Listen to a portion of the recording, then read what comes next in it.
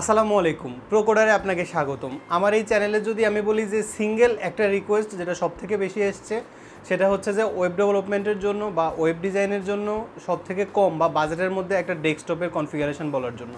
আসলে আমি যখন আমার এই পিসিটা বানিয়েছিলাম তখন আমি বলেছিলাম যে আমার এই পিসি বানানোটার কী কারণ ছিল, মানে যেহেতু আমি ভিডিও এডিটিং করছি প্লাস আরও কিছু গ্রাফিক্স ইন্টেন্সিভ কাজ করি, সেক্ষেত্রে আমি আসলে এই পিসিটা বানিয়েছিলাম।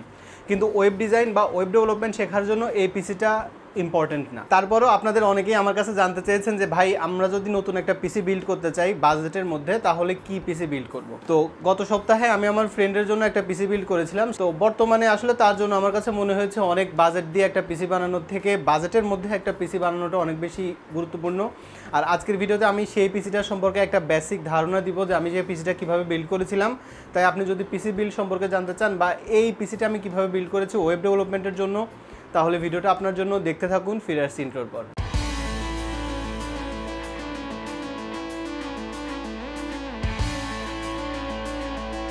অনেক ধন্যবাদ সাথে থাকার জন্য। আমি আলী হোসেন, একজন ওয়েব ডেভেলপার, এবং এই চ্যানেলে আপনি ওয়েব ডিজাইন, ওয়েব ডেভেলপমেন্টের পাশাপাশি বিভিন্ন টিপস এবং ট্রিক্স রিলেটেড ভিডিও পাবেন। তাই এখনও যদি আপনি প্রোকোডারকে সাবস্ক্রাইব না করে থাকেন তাহলে please click the subscribe button এবং পাশে আসা বেল বাটনে ক্লিক করুন যাতে যখনই আমি নতুন কোনো ভিডিও দিই সবার আগে আপনি দেখতে পান।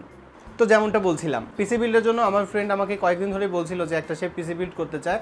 তো সে হচ্ছে যে একদম HTML, CSS, জাভাস্ক্রিপ্ট এবং PHP পারে, মোটামুটি লারাভেলটাও ভালো পারে এবং ওয়ার্ডপ্রেস নিয়ে সে কাজ করে।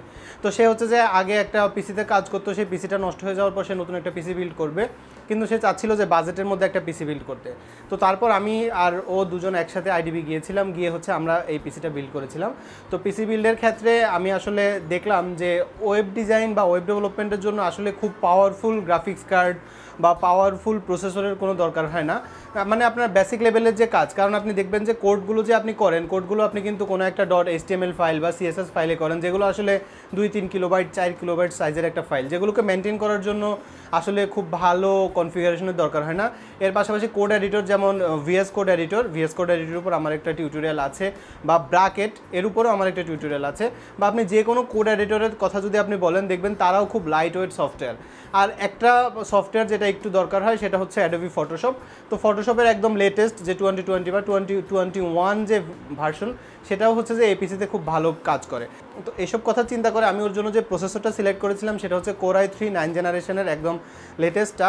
আপনি হয়তো বলবেন যে মার্কেটে তো এখন 10 জেনারেশন চলে এসছে, তাহলে আপনি 9 জেনারেশনে কেন গেলেন?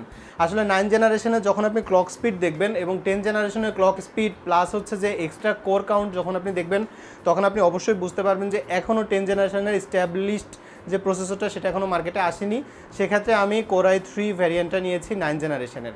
আর আপনার বাজেটটা যদি একটু বেশি হয় তাহলে আপনি Core i5 নিতে পারেন, সেক্ষেত্রে এটা ফিউচার প্রুফ হবে। আর প্রসেসরের পর আমি যখন র্যাম নিয়ে কথা বলছিলাম তখন আমি ওর জন্য 8GB দুইটা স্টিক নিয়েছি, মানে 4GB করে দুইটা স্টিক নিয়ে 8GB করেছি। আসলে 8GB র্যামটা হচ্ছে রিকমেন্ডেড ওয়েব ডিজাইন বা গ্রাফিক্স ডিজাইনের জন্য অথবা ওয়েব ডেভেলপমেন্টের জন্য, এটা একদম রিকমেন্ডেড।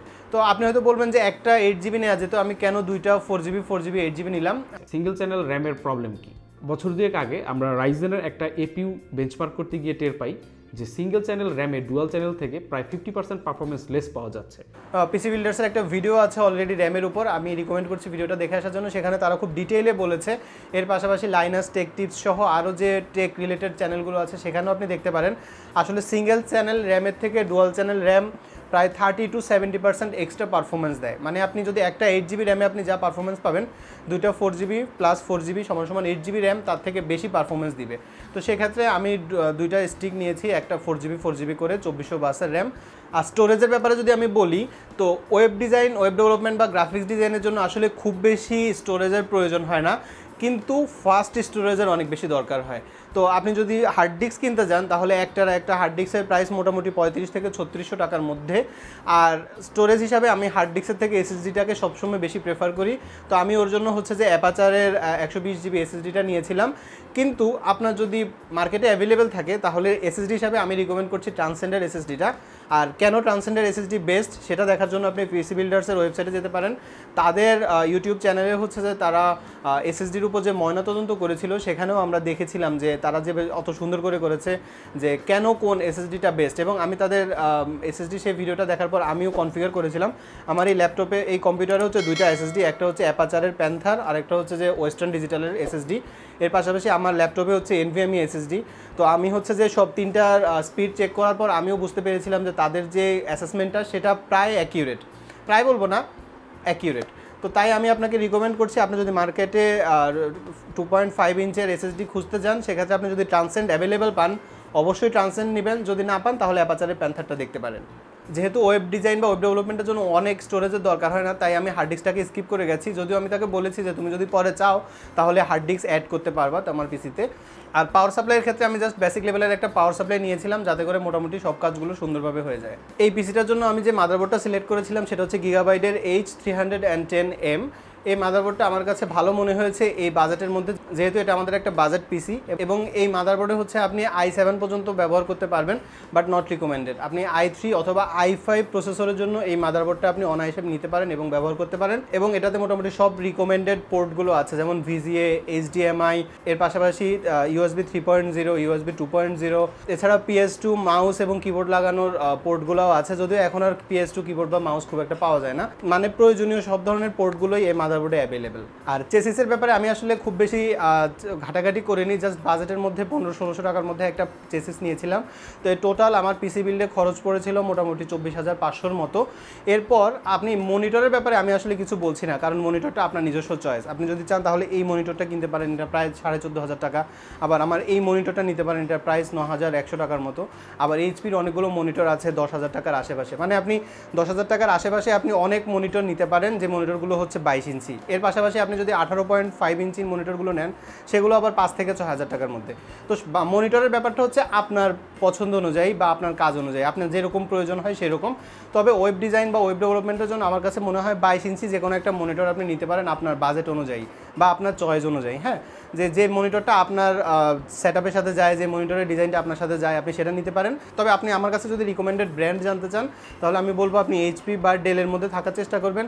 তবে হ্যাঁ, এখন এলজি, তারপরে হচ্ছে ভিউসনিক, এদের মনিটরগুলোও ভালো, আসুসের মনিটরগুলোও ভালো, আপনি দেখতে পারেন। এই পিসিটা দিয়ে আমি ওয়েব ডিজাইনের যে 4টা ভিডিও বানিয়েছিলাম, গত 4টা ভিডিও যেগুলো অলরেডি চ্যানেলে আছে, সেই 4টা ভিডিও আমি এই পিসিটা দিয়ে বানিয়েছিলাম এবং এডিটও করেছিলাম আমি এই পিসিটা দিয়ে। এর পাশাপাশি হচ্ছে যে আমি খুব বড় একটা প্রজেক্টে কাজ করছি, সেই সম্পূর্ণ প্রজেক্টটা আমি এই পিসিতে কমপ্লিট করেছিলাম। আসলে আমি আমার পিসিটা আমার ফ্রেন্ডকে দেওয়ার আগে আমি একটু নিজে চেক করতে চাচ্ছিলাম যে আসলে পিসিটা কতটা ইফেক্টিভ।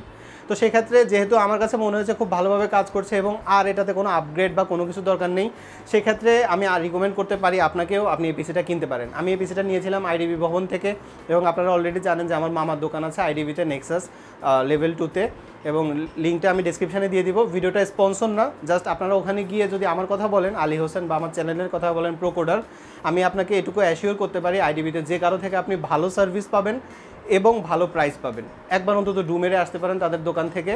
তো এই পিসিটা তো আমি আমার ফ্রেন্ডকে আজকেই দিয়ে দিব। আমি জানি এই পিসিটা দিয়ে সে খুব সুন্দরভাবে পুরো কাজ করতে পারবে। আর আপনিও যদি আপনার বাজেটের মধ্যে একটা ভালো পিসি বানাতে চান তাহলে এই পিসিটাকে আপনি একটা মডেল ধরে তার উপর ভিত্তি করে আপনি যদি কোনো কাস্টমাইজেশন চান আপনি করতে পারবেন। যেমন আমি ইন্টেল প্রসেসর পছন্দ করি, আপনি যদি তার পরিবর্তে রাইজেন নিতে চান, বা আমি হচ্ছে যে 8GB র্যাম নিলাম, আপনি যদি এর প্রয়োজনের পরিবর্তে আরও বেশি র্যাম নিতে চান বা কমাতে চান সেটা আপনার ইচ্ছা। তবে এটা হচ্ছে একটা স্ট্যান্ডার্ড আমার কাছে মনে হয়েছে এবং আমি কাজ করে ওটাতে খুব ভালো ফিল করেছি। আমি আশা করছি ভিডিওটা আপনার জন্য উপকারী হয়েছে। যদি ভিডিওটা ভালো লাগে তাহলে লাইক বাটনে ক্লিক করবেন, ভালো না লাগলে ডিসলাইক বাটনে ক্লিক করে কমেন্টে জানান যে কেন আপনার ভিডিওটা ভালো লাগেনি।